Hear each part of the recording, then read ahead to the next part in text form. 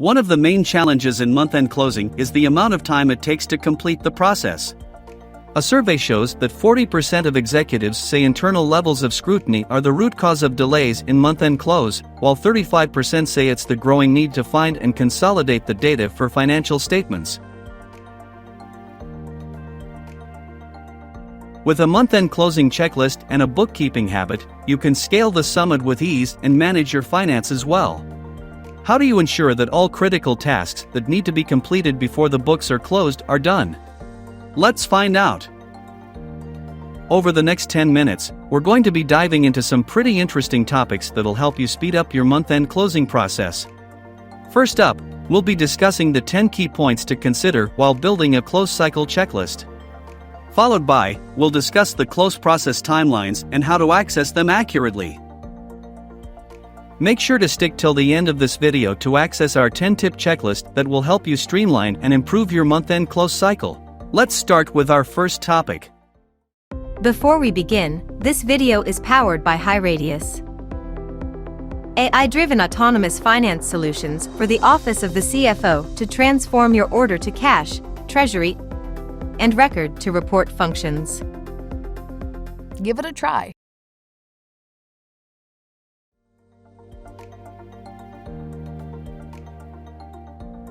I've been through this a number of times, and I know a checklist is something that most companies will put in place in order to make sure that everybody knows their part when that information is supposed to be submitted.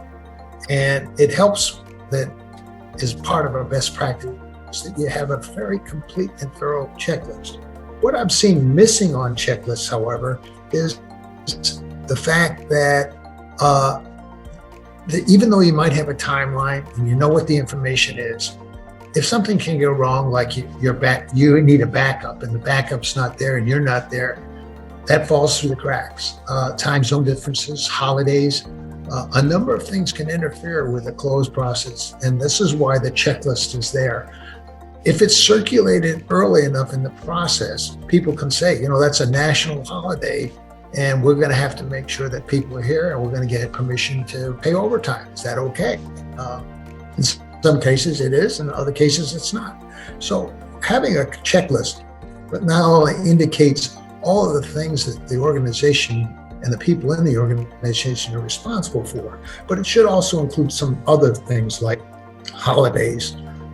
If you're in a particular area that might be affected by, say, a power outage because of a storm, what do you do? What's your fallback position? And those are the types of things that most checklists don't include, and that's to expect the unexpected. Close cycle checklist that you should be considering, and this is not all inclusive, but it's the highlights of what most best practices would call for. So who is responsible for creating, assigning, and coordinating the checklist, the timelines, and the deliverables?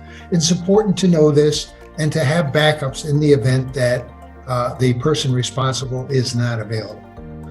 Does everyone have visibility to the close schedule assignments and the timelines? That's also very important. And as you recall in the earlier slides, dependency on others was one of the major reasons that the close cycle was delayed. So it's important that you have established timelines, reminders, and a schedule, and an alert system to let everybody know if somebody's falling behind. Not to embarrass them more, but to keep everybody on track and to let them know if there's a dependency that the person that they're depending on has not yet provided the information they need. Have cross-functional responsibilities and dependencies been clearly defined and identified? And again, there's a number of instances that I've been involved with where the cross-functional responsibilities weren't clearly defined, and as a result, things fell through the cracks. So make sure that that's always clear to everybody. If the close items has upstream dependency, is there an alert process when the delay occurs? And again, it's inevitable that something might go wrong. The servers might be down, the power might be down. Any of these unexpected occurrences can cause delays. And there should be an alert system to let everybody know that we're falling behind in the delivery, which is the close cycle. It is clear who is responsible for performing the assigned task, and there's a backup identified. Again, I'm emphasizing this because many times somebody goes on vacation or goes out sick unexpectedly, and the backup isn't aware of the fact that they are on the spot to deliver as a backup. So it's important that everyone is clearly aware of where everyone is, and if the backup is taking over, who that backup is, and that they're up to date on everything that needs to be done. When does the close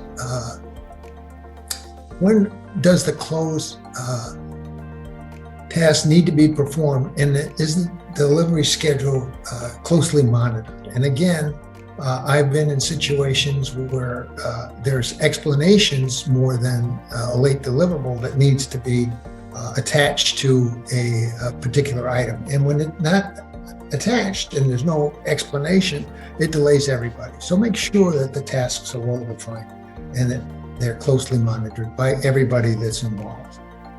Now, how much the close process is dependent on manual processing. We saw in the earlier slides that there's a high degree of manual processing in everyone's close process. Now, you may be one of the lucky ones that has more automated than manual, but there's still a very large percentage of the work in the close process that is manual. And if you look at some of the technologies that are out there today, they can pick up digitally entered information, but the manually entered information, if it's not there and there's a dependency on somebody putting in, you need to know what that dependency is, and not at the time of close, but well before that.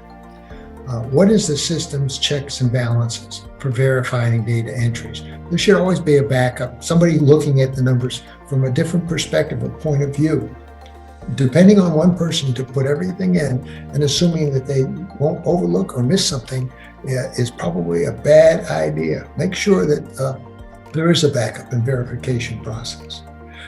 Does the consolidation process require a single source of truth or multiple platforms and data sources?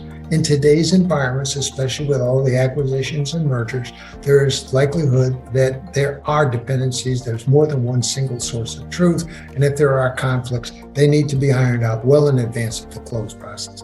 Close is not the time to try to figure out that you've got discrepancies. And is there a post-close review process with the participants to go over delays and process breakdowns?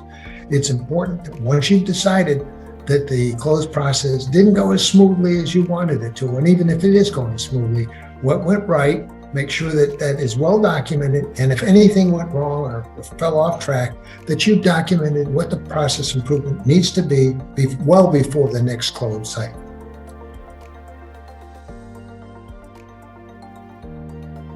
Here are the timelines, and again, this is from CFO, General Accounting Corporate Standards Benchmarking Report, that the top performers, and I didn't say who they were, but the top performers are close. I got lightning here, folks. I hope I'm not going to lose you. You have electrical problems here with lightning. But the top performers usually will close their books in 4.8 days. I know the goal is always around 4. Most of the organizations that I've consulted for have been a 4-day close. The mid-range is 6.4, and then of course the bottom performers are 10 or more days. And if you're not a publicly traded company, the emphasis probably isn't as high as it is on the top performers to provide that information as quickly as possible to the investment community.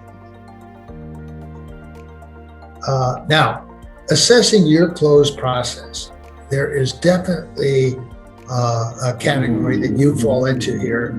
And again, I'm not going to read these. There's plenty of information here. You will get it afterwards. But the fourth category is which everyone should be striving for, and that's a highly automated accounting close process.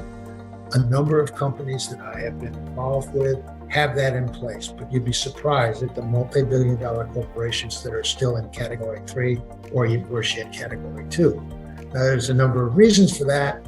And some of those are because of acquisition, some of them are because of turnover, some of them because of COVID. But the category 4 is what everybody should be striving for. And what those companies have that most companies don't have is heavy in analytics, RPA, and artificial intelligence information gathering process. And it's highly accurate as opposed to using spreadsheets. It's still flawed. There's still a lot of work to be done.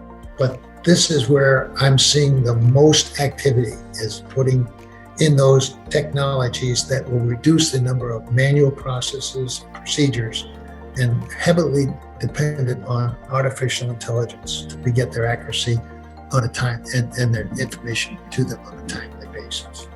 So take a look at this, see what you would talk with your folks when you finish this presentation, and try to determine where your company is and what their plans are for the future and getting to category 4. We've put together a free checklist with 10 fail-proof strategies for improving your month-end closing cycle. Download it to improve your month-end closing by 100%. Check out the description to get the link to the checklist.